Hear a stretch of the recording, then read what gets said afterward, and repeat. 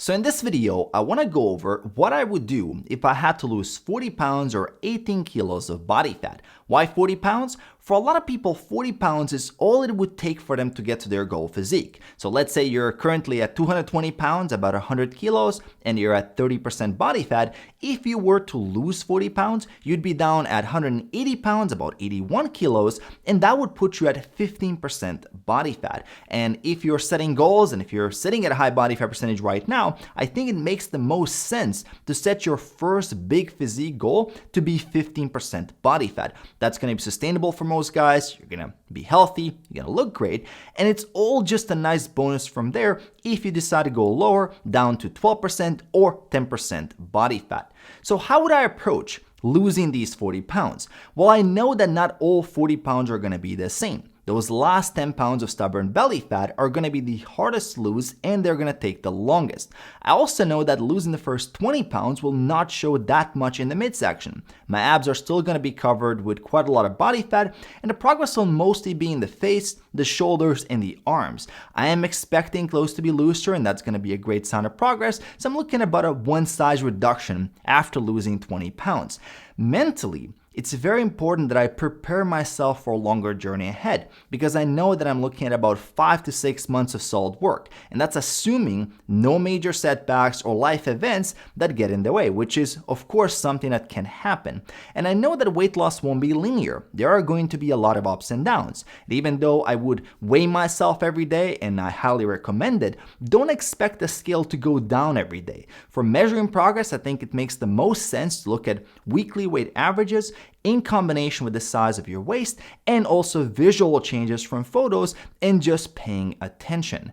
Now, when it comes to the diet, I would start off with a very strict approach, and this is something I changed my mind on over the years. I'm still a big believer in how small changes over time add up to big results, but I do think that if you have 40 pounds or more to lose, that being strict at the start of a fat loss phase is the better approach for a few reasons. The first one is motivation. It's very important at the start to be fully committed to the process. And what really gets that initial buy-in is if you drop the first 10 to 15 pounds fast. You see changes, you feel a lot better, and motivation is a lot higher. And we also know there's not a lot of risk of losing muscle, so we can go faster if you're starting at a high body fat percentage. As long as you're eating 0.8 to 1 gram per pound of your goal weight in protein and you're lifting weights, you're going to be fine. Now, the second reason I think being strict is better is for breaking old bad habits. There's a reason you have an extra 40 pounds of body fat. That number in your current physique is just a reflection of your habits. That could be too much junk food, the weekends, snacking between meals, could be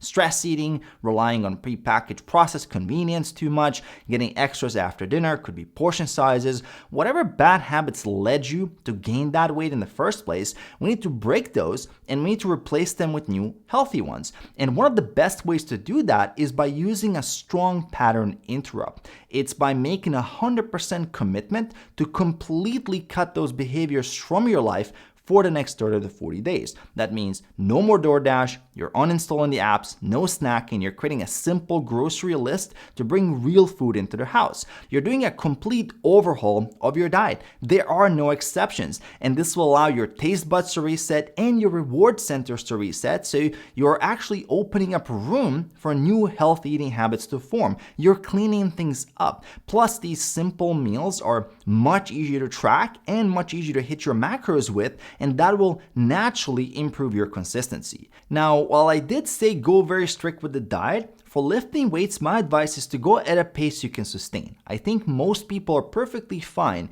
with lifting 3 to 4 times per week for about 45 minutes to an hour. That's if you do it the right way, which means following a plan, focusing in good form, progressively overloading, keeping a training log, and taking the workouts seriously. Now, with nutrition, we want to be more aggressive at the start, but with training, it's sort of the opposite. You want to learn good form first and build consistency. You want to get that initial soreness out of the way and then gradually get stronger over time and make training harder. And if you were dabbling around before without any kind of plan or intent in the gym, by dialing things in just the way I described them now, you're already going to start stimulating stimulating muscle growth.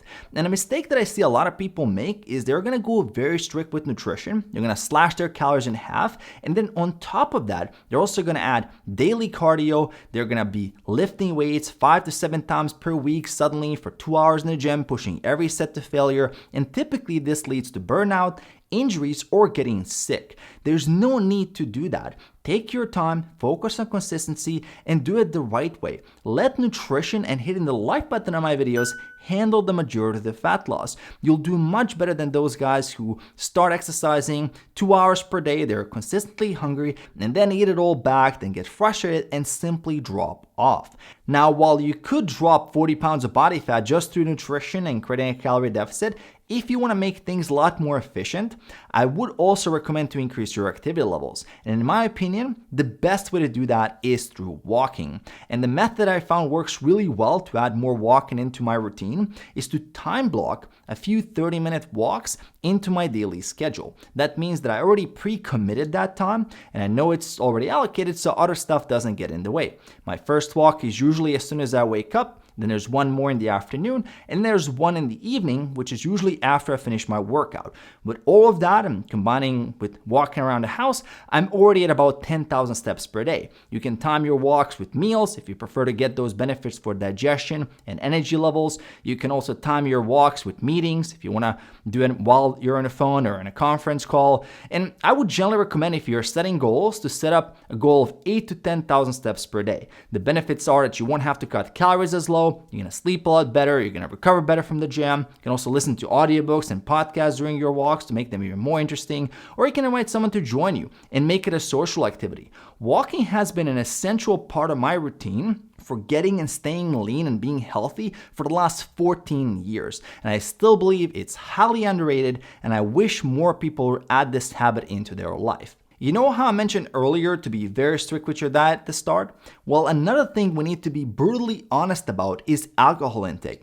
I would highly recommend completely eliminating alcohol for at least the first 2 months. This alone will make a huge difference in creating a calorie deficit and sustaining that deficit over time to lose the 40 pounds. You'll be making way better food decisions, you'll be a lot stronger in the gym, and overall, you're gonna be a lot more motivated. This one is a complete no-brainer if you're serious about results. And I also have to point out that none of this advice will work unless you're consistent. And my advice for consistency is to be in a mindset that you're gonna do everything in your power to keep the habit alive. And I'm surprised by how few people understand this.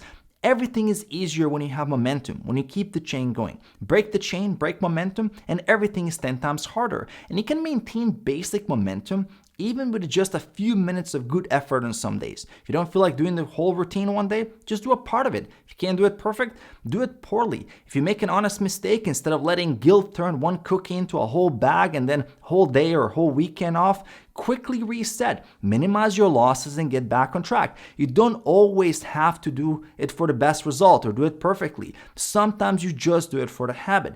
Keeping the habit alive is infinitely more important than how much progress you can make on a single day. Go to the gym and do 2 sets. Go back home if you don't want to do more. You still went. The truth is, those days you don't want to go and you go anyway are the days you make the most mental progress. And that's what consistency looks like over the long term. Sometimes you have to make the habit smaller in order to keep the momentum going. Give yourself permission to be imperfect. You're still getting things done, and it's all helping you build that new identity of a healthy, lean, fit person. Success is more about steady, consistent action instead of weeks where you go all in, followed by weeks where you go all out.